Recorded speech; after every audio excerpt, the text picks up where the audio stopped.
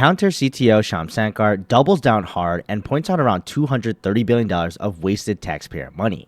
And this is all on his website, shyamsankar.com, which I didn't even know existed considering the last article before was around February, so it's been a minute. But diving in, he's just getting warmed up for the bone he has to pick with the government. And this has been starting to make rounds in the media, but Congress wasted $7.5 billion on trying to bring up 500,000 electric charging stations across the country, where after 3 years, only 8 were built.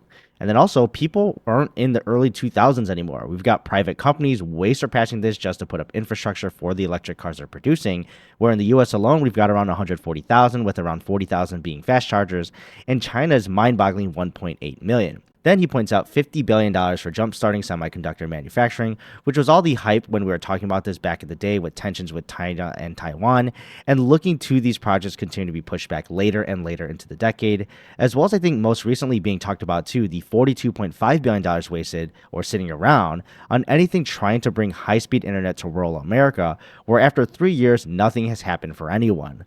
All while we know about SpaceX Starlink system can literally do this today. And he's got to put the big boy on here, California's high-speed rail for 500 miles of track for $128 billion, of course estimated for total cost today, and that's still inoperational. Now, Shyam points this all out to make his point. It's definitely not an issue about the money itself, since there seems to be so much to be budgeted away with no actual outcomes. He notes implementation, and I'll talk about this later, but obviously he's playing to the long game to help Palantir's business out, but of course this aligns with their mission too. But he importantly notes this is not a visionary issue for America. We're obviously trying to aim high, but the project rolling out seems to fall short with the process of implementation. Now, he points out as a country, as a whole, even among the lower income folks in this country, we are globally rich. It doesn't make sense to point this out as a money problem in any sense, though most would argue about these certain government priorities on where the budget goes. But he points out here basically everyone wants to move the money around and not actually do the work itself, or at least the systems in place don't provide that or know how to do it. So one stat he points out are the Harvard Business School graduates going into finance was 6% back in the day. And now about a third, that's what it is currently. So I won't blame people for moving towards the money, of course, but obviously you get what you put in, more money movers. Now, of course, he has to talk about leadership too, continually talking about throwing money at big problems, and yeah, that will always be necessary at some level for some stuff, but that's literally just the beginning to enable projects and hopefully be a reward in the end of a well-managed project after the execution.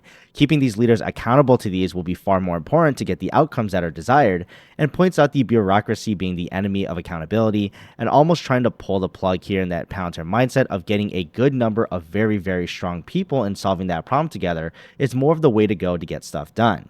And he doesn't want to be just a complainer pointing out the bad, but has to put up examples of other countries smoking us in similar implementations.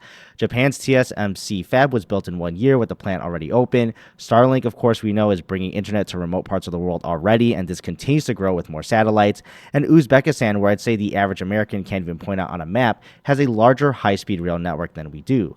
Although I'd argue we aren't culturally prioritizing railway, but that's not the point. Basically, America doesn't have an excuse. If we really wanted something done, we would. And he points out the vaccine rollout. You can have your own feelings on this or whatever, but the point is about the rollout itself. Our government did something they planned to do. They rolled out millions of vaccines across the country of tens of thousands of locations, and this is in record time and urgency amongst the pandemic.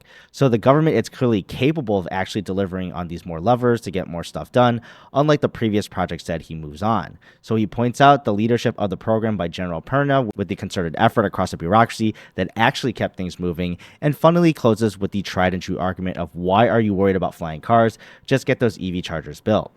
So Palantir obviously has a lot to gain with a more smoothly running government when it comes to these big projects. And obviously, too, this is a target market of sorts for them and the kind of projects that Palantir software can help with, and they've done in the past already. But he doesn't make the hard pitch today, and some may see this as a rant considering the last few days this week. The main focus from Shyam Sankar has been on revitalizing the U.S. industrial base.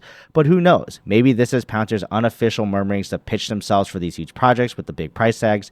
Maybe on the implementation end, which we know they've helped numerous government administrations with. But what are your thoughts below? And I'll see you in the next video.